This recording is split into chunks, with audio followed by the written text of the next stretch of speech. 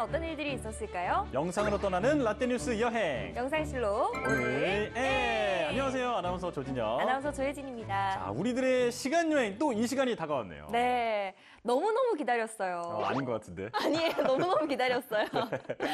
지금이 또 8월이잖아요. 네. 저는 개인적으로 8월을 떠올려 보면 정말 솔직히 그 군대에서 훈련받던 생각이 나요. 그 요즘에 보면 약간 그 땅 냄새, 흙 냄새 이런 거 좀 나잖아요. 그 바닥에서 굴렀던 그 기억이 많이 나요. 그런 기억이 또 오래 가죠. 네. 이런 분위기 만들고 싶었던 게 아닌데. 저는 8월의 크리스마스란 영화가 있잖아요. 유명하죠. 8월이 되면 항상 그 영화가 떠오르더라고요. 날씨는 더워도 저의 어떤 그 마음을 좀 시원하게 따뜻하게 만들어주는 그런 영화가 아닌가.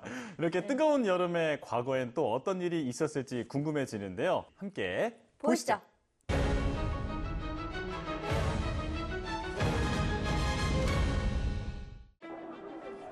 1998년 8월 7일 아프리카 중동부 케냐와 탄자니아 수도에 있는 미국 대사관에서 폭탄 테러가 잇따라 발생했습니다.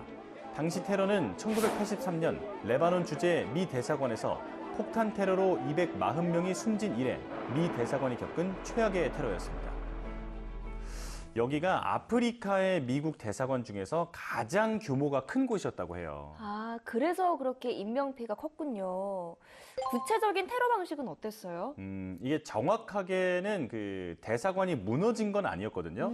범인들이 트럭을 몰고 담으로 돌진하면서 폭발을 했는데 그때 대사관이 일부만 무너지는 걸로 그쳤지만 그 옆에 빌딩이 폭발 충격으로 주저앉아 버렸어요. 그러니까 그 건물에서 사망자가 많이 발생한 거죠. 또 뒤이어 탄자니아 수도 다르에스 살람 주재 미국 대사관에서도 폭발이 일어나 대사관 건물 대부분이 부서졌는데요. 두 건의 잇따른 폭발은 인접한 두 국가에서 10분 간격으로 일어난 데다 차량 폭발이었다는 점에서 미국을 겨냥한 동일범의 소행으로 분석됐습니다. 예진 씨 혹시 영화 아메리칸 스나이퍼 보셨어요? 아니요. 어떤 영화인가요? 이게 미국에서 그 전설적인 어떤 저격수를 다룬 영화거든요.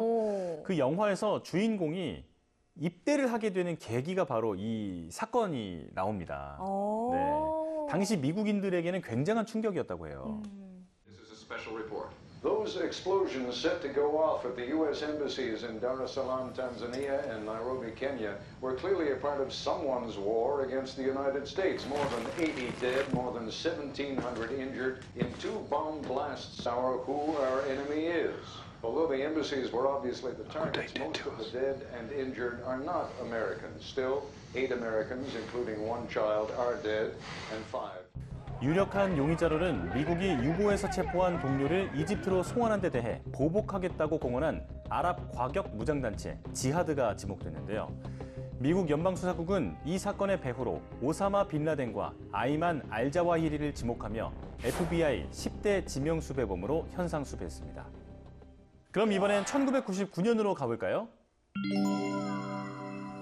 1999년 8월 7일 국내 최초로 난자를 젤 상태에서 급속 냉동, 보관하는 유리화 난자 동결법을 이용한 아기가 처음으로 태어났습니다.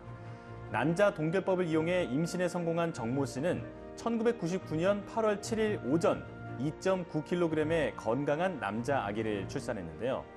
당시 냉동 난자를 이용한 아기 탄생은 국내뿐만 아니라 동양에서도 최초였습니다. 이 기술은 첫째로 간단합니다. 그리고 비용이 아주 굉장히 절약됩니다. 시간도 절약되죠. 그리고 생존율이 굉장히 높습니다. 저 때는 최초였지만 지금에는 냉동난자 관련 이야기가 일상에서도 흔히 나오곤 하잖아요. 맞아요.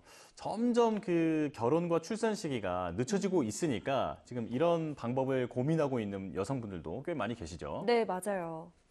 당시 난자 동결법은 난자를 젤 상태에서 초급속으로 동결해서 세포의 손상을 최소로 줄여 보존하는 기술로 기존 수정란 동결법의 임신 성공률을 높인 획기적인 방법이었는데요.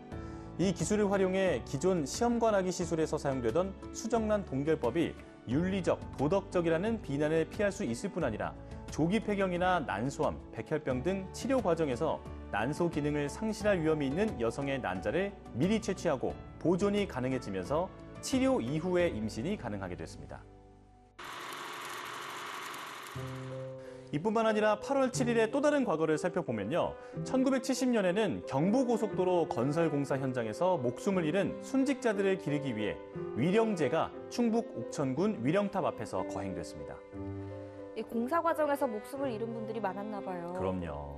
경부고속도로 건설은 1968년부터 1970년까지 2년 5개월 동안 진행됐는데요.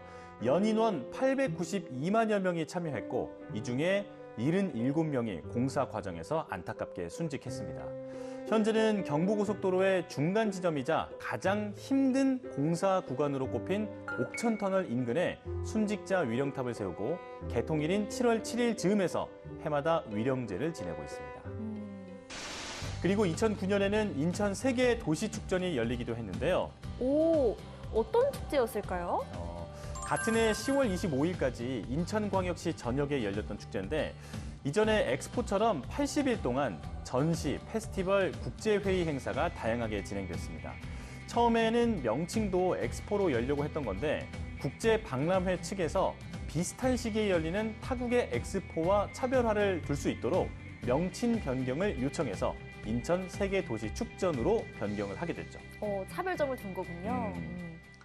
그리고 2012년에는 체조 양학선 선수가 대한민국 체조 역사상 첫 올림픽 금메달을 획득하기도 했습니다.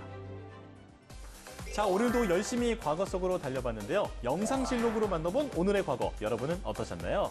그럼 다음 시간 더 알찬 이야기로 만나요.